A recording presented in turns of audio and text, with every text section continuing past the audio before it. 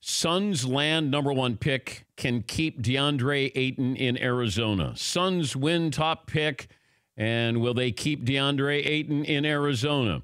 Suns win top pick. Will they keep DeAndre Ayton in Arizona? DeAndre Ayton, homecoming, question mark? Phoenix Suns land number 1 overall pick in the draft. I don't care where he went to school. I don't. He could have, gone to a Division III school for all I care. Can he play? If you think that you're going to have all these people from U of A going, man, we got to go see DeAndre Ayton play. We're going to go to see the Suns when you normally wouldn't go. Okay. But if he can't play, how much longer are you going to go watch your guy from U of A play? You want the best guy. DeAndre Ayton, I would think, from the outside looking in, is the best player for Phoenix to take because you get a center who can run the floor. He's got nice touch, great footwork, and you'll hear the comparisons to Akeem Olajuwon, and that's lofty praise in my book.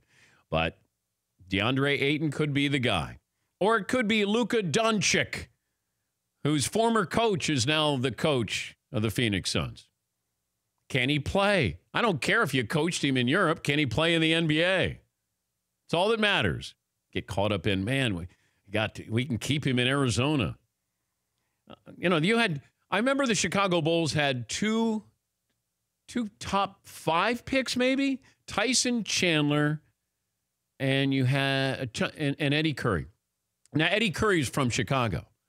Then they're like, hey, we can keep Eddie Curry in Chicago. Eddie Curry couldn't play. Yeah, but we kept him in Chicago.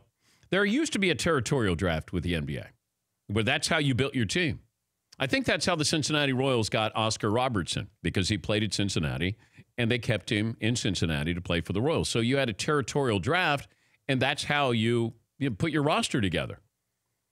But back then, the college stars were bigger than the NBA.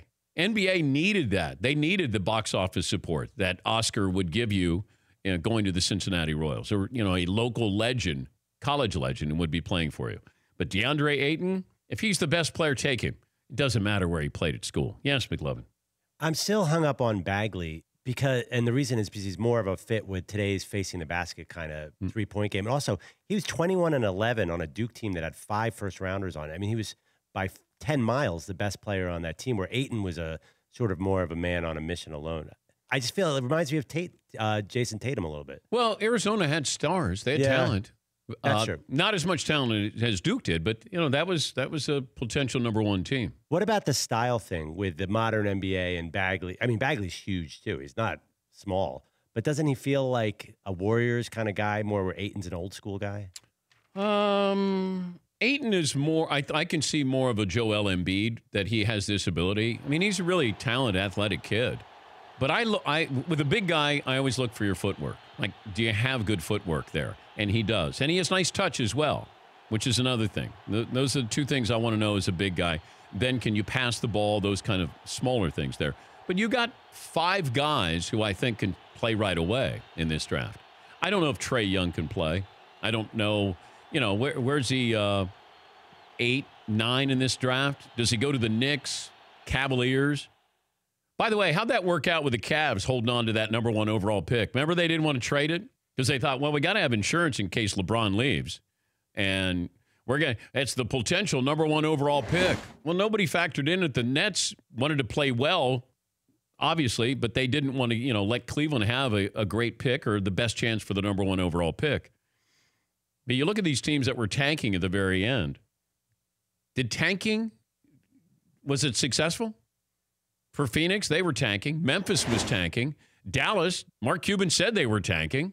For more Dan Patrick Show, tune to Audience Channel 239 on DirecTV or download the Dan Patrick Show app.